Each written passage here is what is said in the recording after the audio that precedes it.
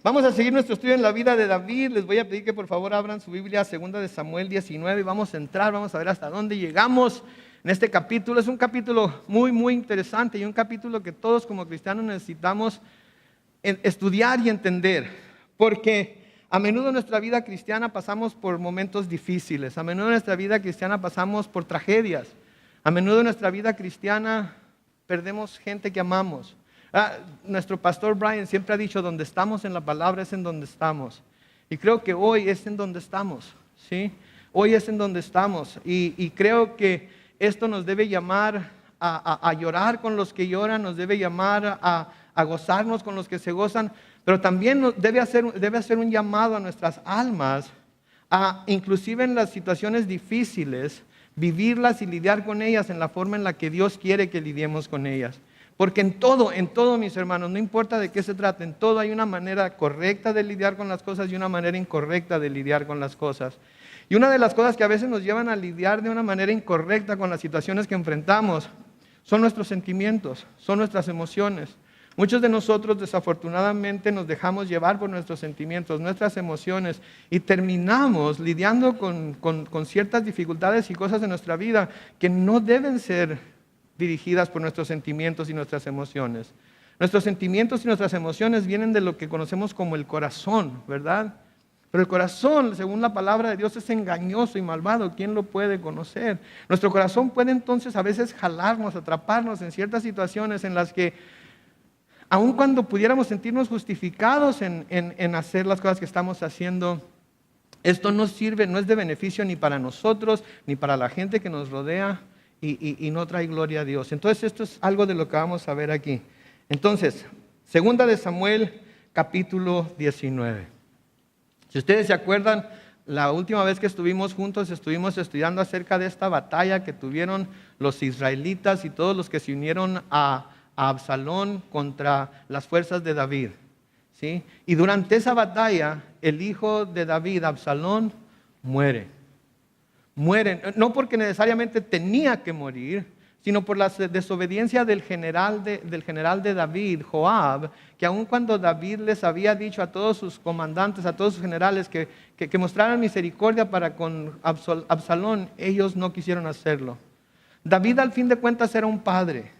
David al fin de cuentas amaba a su hijo, y no importa que su hijo se hubiera rebelado con él, no importa que su hijo ahora anduviera buscando matarlo, de todas maneras su corazón de padre quería el bien para su hijo. Padres se pueden identificar con ese sentimiento, que aun cuando nuestros hijos nos fallan, aun cuando nuestros hijos a veces van en contra de nuestra voluntad, aun cuando nuestros hijos dejan de escucharnos, de todas maneras nuestra oración a Dios es Señor, guíalos, protégelos, cuídalos, tráeles bien, ¿sí? Y a veces yo como padre hasta digo, Señor, dales una experiencia que los haga tener que volver su rostro hacia ti para que puedan así ellos darse cuenta de cuánto te necesitan, ¿sí? Entonces, esto es lo que ha estado sucediendo ahorita. Y se le ha traído a David el mensaje de que su hijo ha muerto.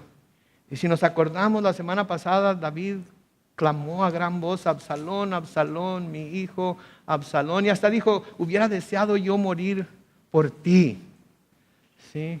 Hoy sí seguimos en ese mismo hilo de la historia, seguimos en esa misma parte de la historia. Y ahí en 2 de Samuel 19, en el versículo 1, noten lo que dice. Joab se enteró de que el rey lloraba la muerte de Absalón y le guardaba luto, y de que la victoria de ese día se había convertido en día de luto para el pueblo, pues todos sabían que el rey sufría mucho por la muerte de su hijo. Noten lo que está sucediendo aquí, imagínense ese panorama. El ejército de David vuelve a la ciudad o vuelve a donde David está y viene con el triunfo en la mano. Han vencido a los enemigos del rey, han caído aquellos que querían mal para el rey. Esto debería entonces de haber sido un día de alegría, un día de celebración por la victoria del ejército de David. Pero porque David está de luto y porque David se está doliendo de una manera, sobremanera pudiéramos decir, por la muerte de su hijo, ese día de alegría, ese día de celebración por la victoria se ha convertido en un día de luto. Se ha convertido en un día de luto. Aquello que en otros momentos hubiera traído gran felicidad, aquello que en otros momentos hubiera traído gran dicha, aquello que en otros momentos hubiera sido tan grandioso que todo el mundo hubiera estado celebrando, ahora se está convirtiendo en un luto para todos por la forma en la que David está expresando su dolor por su hijo. El versículo 3 sigue diciendo ahí: también se enteró de que el ejército que regresaba entró en la ciudad en completo silencio y a escondidas, como los que avergonzados huyen de la batalla. Este es Joab, el general de David, y él está viendo todas estas cosas. Y de nuevo, cuando los ejércitos volvían victoriosos a la ciudad de donde habían salido, se recibían con desfiles, se recibían con alegría. Los familiares de los soldados salían a ver si su familiar estaba entre las filas y había vuelto con vida, y salían a ver los despojos que el ejército había tomado del ejército enemigo, etcétera, etcétera.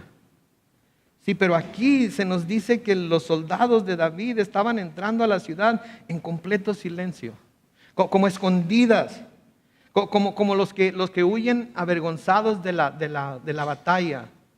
En otras palabras, en lugar de ser tratados como héroes, en lugar de ser vistos como héroes, en lugar de sentirse como héroes, se estaban sintiendo de lo más bajo.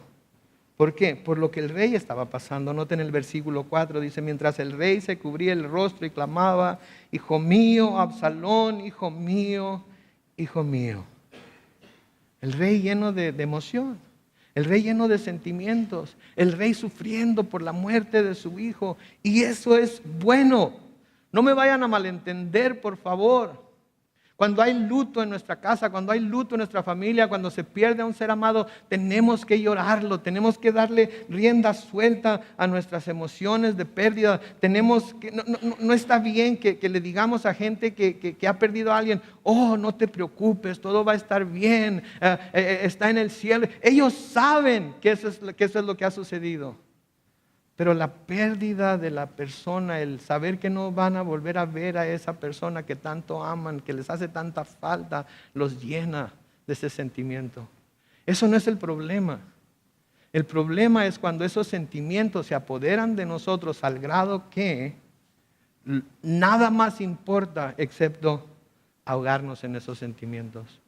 Porque cuando nos ahogamos en esos sentimientos, estamos haciendo a un lado a mucha gente que está a nuestro alrededor, que nos necesita, que necesita escuchar una palabra de ánimo de nosotros también, que necesita que nosotros les expliquemos nuestra experiencia para que se puedan, si no identificar con nosotros, para que cuando menos puedan estar ahí con nosotros para poder levantar nuestras manos, levantar nuestros ánimos, en la forma en la que sea. Si de eso es de lo que estoy hablando, entonces, no necesariamente de que los sentimientos o las emociones sean malas en sí, sino cuando nos dejamos llevar por esas emociones. Esto que David estaba haciendo aquí no era bueno. David estaba en una situación muy difícil, porque por un lado tenía que llorar a su hijo como padre. De nuevo, su hijo amado había muerto en la batalla. Las razones en realidad no importaban, pero por otro lado, como rey, él tenía que mostrarse agradecido, alegre por los soldados leales y sacrificados que habían arriesgado sus propias vidas para ir a pelear en su nombre por la gloria de Dios de Israel y para defender el reino de David. Pero por la actitud que David estaba mostrando aquí, se sintieron mal por la victoria. Se sintieron mal de haber logrado la victoria porque David estaba abrumado con un excesivo dolor por su hijo. ¿Sí? Los soldados no estaban dichosos, no estaban contentos de que Absalón hubiera muerto. Los soldados, por lo que estaban contentos y lo que deseaban celebrar era que David de nuevo iba a volver a su trono, de que el ejército de rebeldes había sido decimado, había acabado. ¿Sí? Pero estoy seguro que en sus corazones sufrían por el rey. Ahora, esto, lo que vemos aquí de parte de David, no es el David que se nos da a conocer a través de las Escrituras y a través de los estudios que hemos estado viendo. Porque si recordamos, esta no era la primera vez que David perdía un hijo, ¿no es cierto? De hecho, ya llevaba varios hijos. ¿Sí? Y uno de ellos, si ustedes se acuerdan, fue aquel niño que tuvo con Betsabé. ¿Se acuerdan? Su pecado de adulterio. Y cómo el Señor, porque había cometido adulterio con Betsabé y luego había mandado matar al esposo de Betsabé, Urías, le dijo que su niño iba a morir. ¿Se acuerdan? Lo vimos cuando estábamos en Segunda de Reyes capítulo 12. El niño se enferma. David ayuna. Se pasa la noche acostado en el suelo. ¿Sí? Los ancianos que vivían en el palacio trataban de levantarlo del suelo, pero David se negaba a levantarse, no quería comer nada. Se nos dice que 7 días después el niño murió. Y sus sirvientes tenían miedo de decirle a David que el niño había muerto, porque pensaban, si cuando el niño vivía el rey no quería escucharnos, con más razón se afligirá si le decimos que el niño ya murió. Pero David se da cuenta cuando los ve platicar entre ellos, cuando los ve que están murmurando entre ellos. Ustedes saben cómo es eso, ¿no? Cuando alguien está con otra persona y luego usted entra y de repente se quedan callados. Están hablando de mí, ¿verdad? Lo primero que viene a nuestra mente, ¿verdad? Me imagino que así David se ha de haber levantado y los miró platicando y se dio cuenta que algo estaba mal. Y entonces David se levantó del suelo y les preguntó, ¿qué pasó? ¿Ha muerto el niño? Y los siervos le dijeron, sí, Señor, ya ha muerto. Y noten, si quieren buscar en su Biblia, 2 de Samuel 12, en el versículo 20, cuando David recibe estas noticias, noten lo que David hace. Entonces David se levantó del suelo y se bañó y se perfumó y se puso ropa limpia y luego fue a la casa del Señor y lo adoró. Después regresó a su casa y pidió de comer y comió. Y los sirvientes le preguntaron en el versículo 21 de 2 de Samuel 12, ¿qué es lo que haces? Cuando el niño aún vivía estuviste ayunando y orando, pero ahora que ha muerto te levantas y pides de comer. Y David les dijo, cuando el niño aún vivía, yo ayunaba y lloraba y decía, tal vez el Señor se compadezca de mí y deje vivir al niño. Pero ahora que el niño ha muerto, ¿de qué me sirve ayunar? ¿Acaso podría yo devolverle la vida? Luego noten lo que dice ahí, yo puedo ir a donde Él está, pero Él ya no volverá conmigo. En la primera parte del versículo 24 dice, y David fue y consoló a Betsabé, su mujer. ¿Se fijan la diferencia entre aquella vez y esta vez? Un hijo había muerto. Las circunstancias sí habían sido diferentes. Las razones sí habían sido completamente diferentes, pero un hijo había muerto. Sin embargo, en un caso vemos esa esperanza que hay en David de que él un día va a volver a ver a su hijo y está dispuesto a esperar ese día, sabiendo que ya no hay nada que él pueda hacer por traer ese hijo de regreso a él. Pero con esa esperanza viva de que un día él va a estar con él otra vez y él va a ir a donde él está. Saben que como seres humanos que somos, es natural y necesario que sintamos un profundo dolor ante la muerte de nuestros seres amados. Yo recuerdo la muerte de mi nana Lina. Mi nana Lina. Mi madre, como ya les he dicho algunas veces, enviudó a los 22 años de edad. Yo tenía 1 año y medio de nacido y ella estaba embarazada de mi hermano menor. Y cuando mi papá murió, nos fuimos a vivir a la casa de mi nana Lina. Y ahí vivimos desde que murió mi papá hasta que yo cumplí como 6 años, o sea, eran unos 30 años más o menos. Y ella nos crió, ella nos vio crecer, ella nos dio nuestras nalgadas cuando las necesitábamos y nos curó cuando estábamos enfermos y nos puso curitas en las heridas que nos hacíamos y etcétera, etcétera. Y cuando yo tenía 18 años, creo que todavía hace 30 años de eso también, mi nana le dio una embolia y la llevaron a México a operarla. Y la operación fue exitosa, pero mi nana estaba un poco pasadita de peso. Usted sabe, esas señoras pasaditas, mi nana sí era. Y su corazón no resistió el tiempo de recuperación y murió. Me acuerdo que quise hacerme el fuerte, nos avisaron de su muerte y la van a traer aquí a Mexicali, para aquí la vamos a sepultar, etcétera. Y yo todo el tiempo que supe que desde que me avisaron estaba bien, bien tranquilo, no, ningún problema, nada. Pero luego llegó el día de ir a la funeraria y velarla. Y me acuerdo que llegué a la puerta de la capilla en donde la estaban velando. Uy, calle boca para lengua, se abrieron las compuertas. Y llorar, y llorar, y llorar, hora tras hora tras hora. Y me invitaban a pasar a verla y decía, no la quiero ver, quiero recordarla como la última vez que la vi, no quiero verla como está ahorita, quiero recordarla como la última vez que la vi. Y me pasé como unas 5 horas, no les miento, como unas 5 horas, ya sea en la puerta o en mi carro, a llore y llore y llore. Hasta que llegué al punto como los niños cuando ya no les quedan lágrimas, que lo único que pueden hacer es... Ya no había más que llorar. Es normal, ¿sí?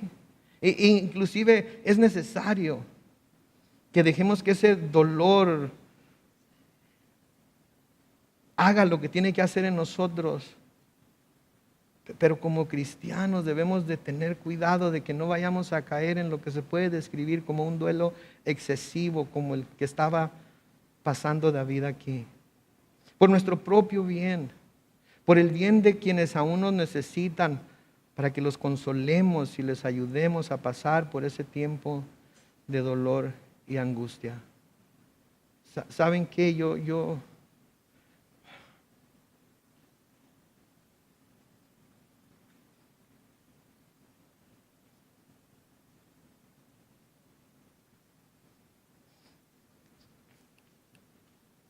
no puedo imaginarme lo que se sienta perder un hijo. Pero he visto a varios hermanos de aquí de la iglesia. Nuestros hermanos Razo, con su hija Cristal. Nuestro pastor, con su hijo Tracy. Nuestros hermanos Phelps, con su hijo Eddie. Y con cada uno de ellos siento el dolor que sienten. Y yo he hecho diferentes funerales de gente creyente y de gente incrédula. Y es tan diferente el funeral de alguien que cree y el funeral de alguien que no cree. Porque el funeral de alguien que no cree, el funeral de un creyente ni siquiera lo llamamos servicio fúnebre, lo llamamos ¿qué? Celebración de vida. Celebración de vida. Porque sabemos que aunque ellos ya no estén aquí con nosotros, sabemos que aunque su cuerpo haya dejado de respirar, su corazón haya dejado de latir, de todas maneras sabemos que ellos están vivos en la presencia del Señor. Sabemos que en cuanto cerraron los ojos aquí en la tierra, ellos despertaron en la presencia de nuestro Señor Jesucristo por su fe en Él. Y aun cuando nos dolemos, aun cuando lloramos, aun cuando los extrañamos, sabemos que un día los vamos a volver a ver. Sabemos que un día nos vamos a reunir con ellos otra vez y que juntos vamos a adorar a nuestro Dios. Saben que algunos cristianos en tiempos de muerte o en tragedias se lamentan como aquellos que no tienen esperanza en Dios, y eso no está bien. Eso no está bien. De nuevo, no estamos hablando de no sentir el dolor, del duelo, el llorar por la pérdida del ser amado. De nuevo, eso es muy natural. Pero se trata de no permitir que vayamos a perdernos totalmente en el dolor, que se nos olvida que quedan aquí en la tierra con nosotros personas que nos necesitan, a quienes debemos amar y consolar y fortalecer. La Biblia, a través de la pluma de Pablo, y Pablo, inspirado por el Espíritu Santo, advierte a los cristianos acerca de esto. Les advierte muy claramente acerca de esto. ¿Sí? Los tesalonicenses estaban preocupados. Sí, por los que entre ellos estaban muriendo antes de que el Señor viniera por segunda vez. Pablo les había dicho que Jesucristo iba a volver en cualquier momento, que la venida del Señor era inminente, que en cualquier momento ellos iban a estar en donde estaban y el Señor iba a venir y se los iba a llevar. Y había gente entre ellos que estaban muriendo antes de la venida del Señor, antes de la segunda venida de Cristo. Y de nuevo el apóstol Pablo, inspirado por el Espíritu Santo, les escribe en Primera de Tesalonicenses capítulo 4, en los versículos 13 al 18. Lean conmigo lo que les dice. Hermanos, no queremos que ustedes se queden sin saber lo que pasará con los que ya han muerto, ni que se pongan tristes como los que no tienen esperanza. Porque así como creemos que Jesús murió y resucitó, así también Dios levantará con Jesús a los que murieron en él. Les decimos esto como una enseñanza del Señor. Nosotros los que vivimos, los que habremos quedado hasta que el Señor venga, no nos adelantaremos a los que murieron, sino que el Señor mismo descenderá del cielo con voz de mando, con voz de arcángel y con trompeta de Dios, y los muertos en Cristo resucitarán primero. Digo, lloramos por ellos, pero ellos van a ser los primeros que se van a encontrar con el Señor en el cielo. Lloramos por ellos, pero el Señor nos está dando la esperanza aquí a través de las Escrituras de que ellos van a salir de la tumba. ¿Sí? Y luego, noten lo que dice ahí en el versículo 17, y luego nosotros, los que aún vivimos y hayamos quedado, seremos arrebatados juntamente con ellos en las nubes para recibir en el aire al Señor, y así estaremos con el Señor siempre. En el versículo 18 dice, por lo tanto, anímense unos a otros con estas palabras. El espíritu de mi nana Lina está con el Señor. El espíritu de Cristal está con el Señor por su fe en Él. El espíritu de nuestro hermano Eri está en el cielo con el Señor por su fe en Él. Gracias. Pero un día, cuando la voz del Señor suene, la trompeta del arcángel suene, mi nana, Crystal, Eddie, mi papá, van a resucitar, sus cuerpos van a salir literalmente de la tierra, se van a unir con ese espíritu, van a ser transformados juntamente conmigo. Yo nunca tuve la oportunidad de ir a ningún lado con mi papá, estaba demasiado chico, pero un día me voy a ir al cielo juntamente con él. Un día me voy a ir al cielo juntamente con Él. Y todos juntos vamos a irnos al cielo y vamos a estar con Él para toda la eternidad. Sí lloramos, sí nos dolemos, sí hay luto, sí a todo eso. Y no tiene nada absolutamente de malo. Lo que no debemos hacer es permitir que caigamos presa de esos sentimientos y que esos sentimientos no nos ayuden a hacer lo que Pablo nos está diciendo aquí en el versículo 18, en donde dice, por lo tanto, anímense unos a otros con esas palabras. La palabra animar viene de la palabra ánima, que viene de la palabra alma, ¿sí? Y lo que debemos hacer con esas palabras es dar ánimo a nuestras almas, a nuestra ánima, de que un día vamos a estar en la presencia del Señor y vamos a ver a nuestros seres amados. Espero que en el cielo mi nana Lina pueda hacer tortillas de harina. En serio. Espero que en el cielo mi nana Lina pueda hacer tortillas de harina para invitarlos a todos a que prueben esas tortillas de harina. Porque no he probado tortillas de harina como las de mi nana desde que ella murió. Debemos entonces animarnos los unos a los otros. Llorar cuando se necesite llorar, como ahorita. Sí, pero también gozarnos con el conocimiento de que un día vamos a estar con ellos de nuevo. Amén. En el versículo 5 de Segunda de Samuel 19 sigue diciendo: entonces Joab se dirigió al palacio y le dijo al rey: hoy has cubierto de vergüenza a todos tus siervos, los cuales han luchado por salvarte la vida y la vida de tus hijos y de tus hijas y de la de tus mujeres y concubinas. Noten, David tenía otra familia de la que debía cuidar, tenía más familia de la que debía cuidar, tenía más familia que necesitaban de él, tenía más familia que necesitaban de su fortaleza, que necesitaban de su dirección, que necesitaban que fuera el padre, el esposo, el rey que tenía que ser. Pero noten, en el versículo 6 le sigue diciendo: con tus lamentos nos demuestras que amas a los que te aborrecen y aborreces a los que te aman. Con tus lamentos nos das a entender que ninguno de nosotros te importa nada y que si Absalón estuviera vivo y nosotros muertos, tú estarías feliz. ¿Se fija lo que le está diciendo aquí Joab a David? Esa actitud que tienes, no la actitud de llorar, no la actitud de dolerse, no la actitud de expresar tus sentimientos, sino esa excesiva actitud de duelo que presentas, hace que todos los soldados que lucharon tan fuerte por ti, hace que tu misma familia, hace que aquellos que te están viendo a ti, hace que ellos piensen que lo único que te importa es que Él murió y no que ellos estén aquí todavía.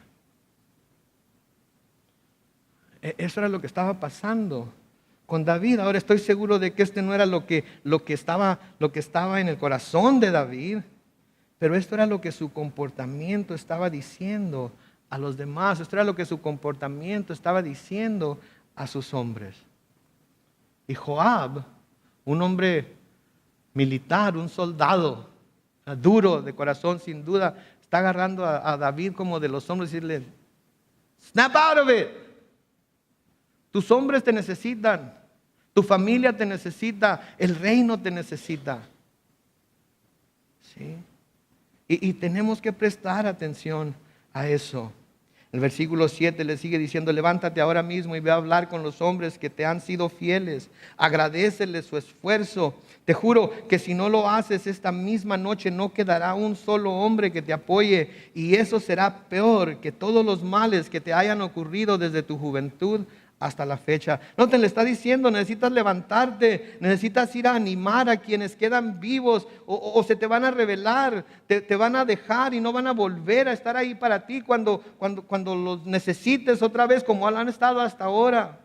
Y de nuevo vemos aquí en David un espíritu que cuando se le dice algo que tiene sentido, cuando se le dice algo que él siente que es lo que debe de hacer, no importa quién se lo diga, David tiene una disponibilidad de recibir el consejo y de ponerlo en práctica, cosa que como rey no tenía por qué hacer. Como rey le hubiera podido decir a Joab: ¿y tú qué sabes? Tú has perdido algunos de tus hijos como yo los he perdido, tú has pasado por la experiencia que yo he pasado, tú has sentido este dolor que yo he sentido. Pudo haberlo dicho David, más porque era rey. Pero David no hizo eso, sino que vemos aquí su disponibilidad de recibir el consejo, de ponerlo en práctica. Vemos en su corazón la humildad de escuchar a este hombre y hacer lo que se le dice. Noten en el versículo 8: el rey se levantó y fue hasta la puerta, y cuando su ejército supo que el rey estaba sentado a las puertas de la ciudad, noten, todos fueron a ponerse a sus órdenes. Mientras tanto, los israelitas habían huido cada uno a su casa.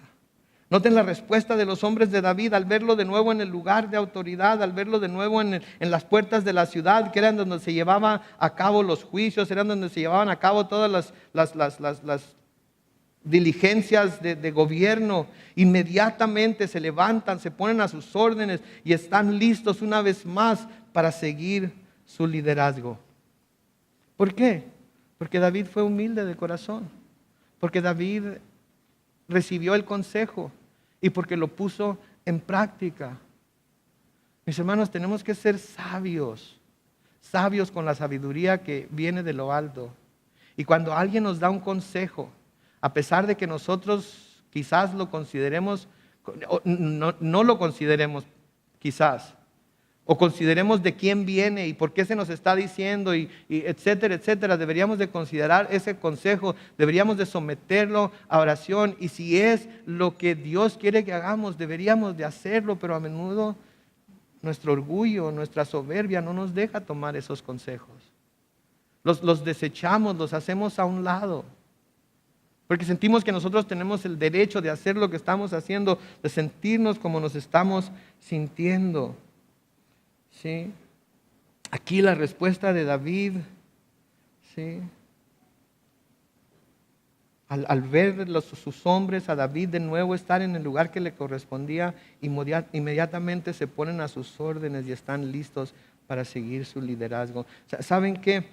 Como cristianos, de nuevo, tenemos que aprender a lidiar con las adversidades que vienen a nuestra vida, siempre agarrados de la mano de Dios. Siempre agarrados de la mano de Dios por nuestro bien, por el bien de aquellos que nos ven a nosotros, para saber cómo lidiar con las adversidades que vienen a sus vidas, y por el bien de la gloria de Dios. Debemos de dar a nuestra esposa, a nuestros hijos, a nuestra familia, a nuestros vecinos un ejemplo de cómo lidiar con las adversidades que vienen a sus vidas, agarrándonos firmemente de la mano de Dios. Porque en realidad esa es la única forma en la que podemos lidiar con ellas, ¿no es cierto? A veces vienen cargas y aflicciones y cosas muy pesadas que nosotros por nosotros mismos no podemos lidiar con ellas.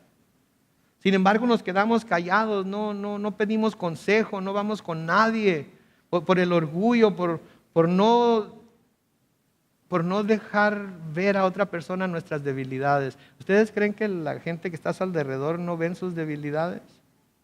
A veces salen sin que nos demos cuenta, ¿no es cierto? A veces salen porque están ahí a flor de piel a menudo. Versículo 9 sigue diciendo: entre las tribus de Israel se suscitó una gran disputa, pues decían: el rey que luchó contra nosotros, contra nuestros enemigos, y que nos libró de los filisteos, ahora ha huido del país por miedo a Absalón. Están hablando de David. Y luego en el versículo 10 dicen: y Absalón, a quien habíamos consagrado como rey, ha muerto en la batalla. ¿Por qué no se pronuncian en favor del rey David, en favor de que el rey David regrese? Noten la lucha que hay ahora entre las tribus de Israel. ¿Sí? Ok. Nos habíamos hecho al lado de Absalón, porque Absalón había venido en contra de David y David huyó. Y como él era el que había luchado contra nuestros enemigos, entonces nosotros nos hicimos al lado de Absalón para consagrarlo como rey. Pero ahora Absalón ha muerto y David está vivo. ¿Qué vamos a hacer entonces? Y la pregunta es: ¿por qué no se pronuncian en favor que el rey David regrese? ¿Saben qué creo yo? Tenían miedo. Tenían miedo. Porque se habían hecho a favor de Absalón. ¿Sí? Levantaron un voto. Que el rey David ya no está fungiendo como rey, ya no está haciendo lo que un rey debe hacer. Así es que Absalón parece ser que tiene mayor habilidad. Absalón parece ser que sí tiene todo lo necesario para ser el rey como el rey debe de ser. Así es que ¿quién vota por Absalón? Y todo mundo a levantar la mano y a votar por Absalón. Ninguno se puso a pensar que David era el ungido de Dios. Ninguno se puso a pensar que Dios había puesto a David en la posición en la que estaba y que solamente Dios podía quitarlo de esa posición. Ninguno se puso a pensar, como David pensó acerca de Saúl, que no era bueno levantar la mano contra el ungido de Dios. Y todos votaron en contra de David. Y ahora David ha vencido y está por regresar. ¿Y qué hace el pueblo? Está todo friqueado. Porque ¿qué tal si David llega cortando cabezas? ¿Qué tal si David viene con la espada desenvainada y se agarra corriendo gente? ¿Qué tal si David viene e investiga quién votó en contra de él y quién no, y a los que votaron en contra de él uno por uno? Vámonos, vámonos, vámonos. Todo el mundo tiene miedo. Sí, todo el mundo tiene miedo. Y parece ser quienes más se oponían a su regreso Vamos a ver más adelante, eran los de su misma tribu, la tribu de Judá, porque ellos recibieron a Absalón en Jerusalén con los brazos abiertos. Entonces había cierta razón por la que no querían traer de nuevo al rey. He tenido experiencias como esas, ¿sí? Nuestro rey ya no puede ser rey, así es que vamos a echarlo para afuera. ¿Quién está con nosotros? Todos. Pero luego el rey viene ungido por Dios de nuevo a tomar su posición y todos los que se habían levantado en contra dicen, ahí viene el rey, vámonos. Y huyen. Y dejan a toda la gente a la que habían convencido de que el rey ya no servía para enfrentar al rey, pero ellos no son lo suficientemente valientes para quedarse ahí en donde están, para enfrentar las consecuencias de haber levantado su mano contra el ungido de Dios. Es triste, pero sucede. Y estas personas tenían temor. Tenían temor de que el rey regresara. ¿Saben a qué me recuerda esto? Esto me recuerda a la gente que dice ser creyente en Cristo. Inclusive van a la iglesia, leen su Biblia de vez en cuando, pero cuando se habla del eminente regreso del Señor Jesucristo, empiezan a temblar. Empiezan a temblar. Se habla de que Cristo puede venir ahora mismo, antes de que termine este servicio. Y empiezan a temblar y en su corazón están diciendo, ay Señor, no, ahorita no, por favor. Ay, Dios, no, que sea mañana, dame chance de ¿verdad? Hay gente así, hay cristianos así. Yo quisiera que antes de decir la próxima palabra el Señor me agarrara de las greñas, por eso me paro las greñas así. Para que cuando el Señor venga me pueda agarrar fácilmente y me arrebate y me lleve. Lo siento, Eri. Ponte un casco o algo.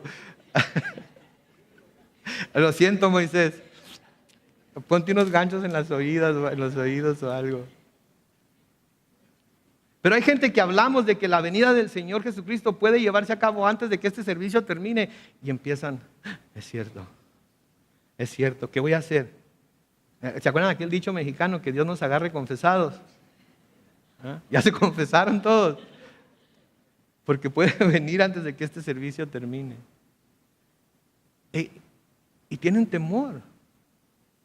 Sienten temor. Ay, pero es que luego si viene ahorita, luego no voy a poder caminar con mi hija para llevarla al altar. ¿Serio? Eso es de mucho más valor para ti que irte al cielo con Dios. Ay, es que todavía no tengo nietos. Quiero tener nietos para echarlos a perder y luego devolvérselos a sus papás para que sepan lo que se siente. ¿En serio eso es más valioso que estar en el cielo con Dios? Pero es que todavía no me caso, yo quiero casarme primero. Habla con algunos de los matrimonios que están aquí presentes. Y pregúntales si prefieren quedarse en ese matrimonio o irse al cielo con Dios.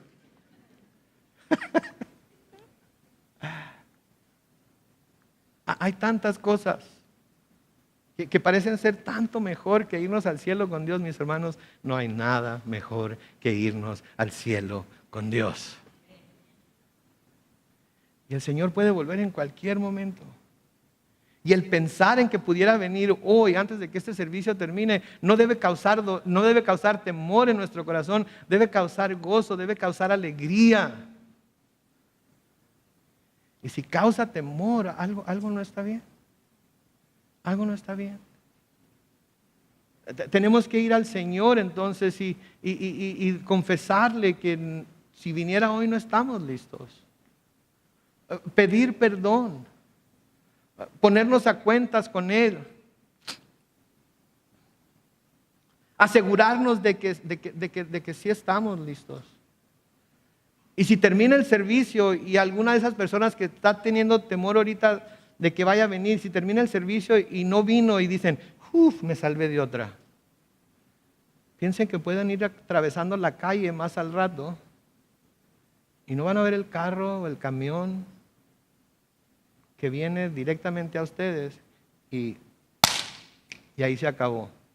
directamente a la presencia de Dios. Y la palabra de Dios dice que está escrito que el hombre muera una sola vez y después el juicio. Esta gente tenía miedo de que David volviera. Esta gente tenía miedo de que el rey volviera e hiciera un desastre. Pero no debe haber temor. Debemos estar asegurados de que estamos en Cristo Jesús delante de Dios, porque sabemos que en Cristo Jesús, si estamos en Cristo Jesús, nada puede separarnos del amor de Dios.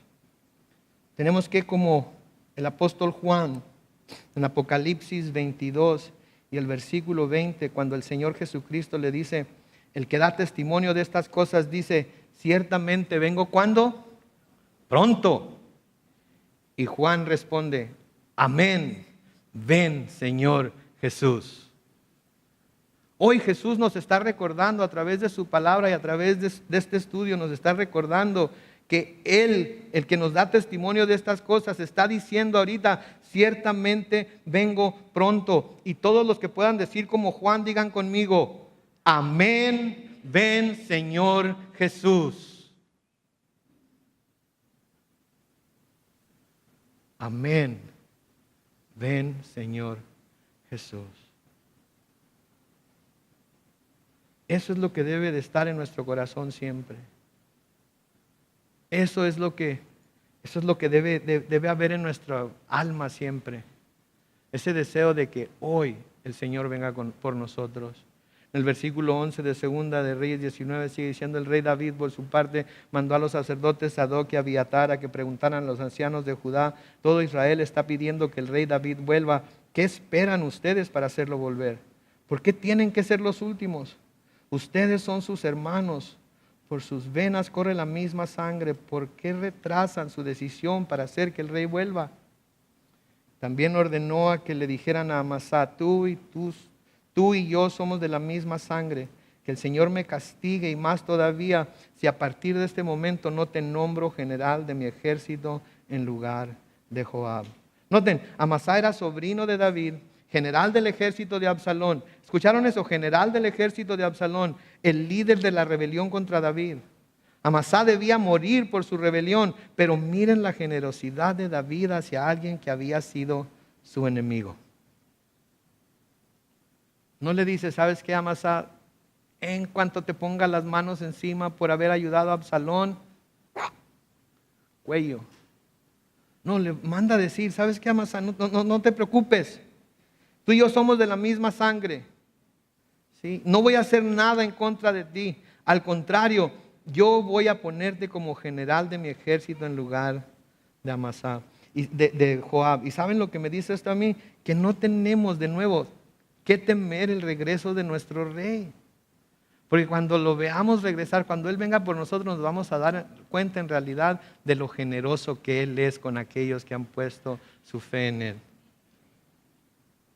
Entonces, los que todavía no han puesto su fe en Él, recapaciten, piensen. No van a tener que dejar absolutamente nada que no sea multiplicado muchas veces más en el reino de Dios. No van a tener que dejar absolutamente nada que tenga ningún valor celestial. Y van a recibir mucho de parte del Señor. Entonces no tenemos de nuevo que temer el regreso de nuestro Rey. Porque cuando lo veamos vamos a ver lo generoso que en realidad es. Voy a pedir al grupo de alabanza que pase. Y mientras ellos pasan vamos a leer juntos Romanos 8, versículos 32 al 39. En donde Pablo escribe lo siguiente. Lean conmigo. El que no escatimó a su propio Hijo, sino que lo entregó por todos nosotros, ¿cómo no nos dará también con Él todas las cosas? ¿Quién acusará a los escogidos de Dios? Dios es el que justifica. ¿Quién es el que condenará? Cristo es el que murió, más aún el que también resucitó, el que además está a la derecha de Dios, noten, e intercede por nosotros. ¿Qué podrá separarnos del amor de Cristo? Tribulación, angustia, persecución, hambre, desnudez, peligro, espada. Como está escrito, por causa de ti siempre nos llevan a la muerte. somos contados como ovejas de matadero. Sin embargo, en todo esto somos ¿qué?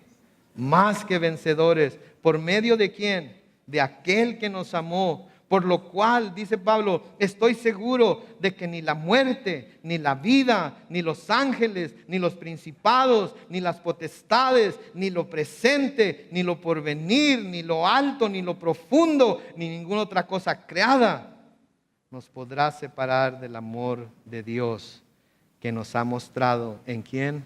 En Cristo nuestro Señor. ¿Estamos en Cristo? Puede venir hoy y nosotros decimos, sí, ven Señor Jesús. Porque eso es lo que nuestra alma anhela. Todos los que tenemos seres amados en el cielo saben que decimos, Señor, no vengas hoy, ven en este momento porque quiero volverlo a ver. Quiero volverla a ver, quiero abrazarlo, quiero besarlo, quiero tirarle mis brazos alrededor de su cuello y besarlo como nunca lo había besado. Cuando estamos en Cristo no tenemos por qué temer absolutamente nada y mucho menos su regreso. Debemos anhelar su regreso. Y si hay temor en su corazón de que Cristo regrese hoy, lo único que tiene que hacer es decir, Señor, hoy quiero que mi corazón se regocije al solo pensar que puedes venir por nosotros. Así es que, Señor, me arrepiento de mis pecados. Pongo toda mi confianza y fe en ti. Y anticipo tu venida con gozo y esperanza. Amén.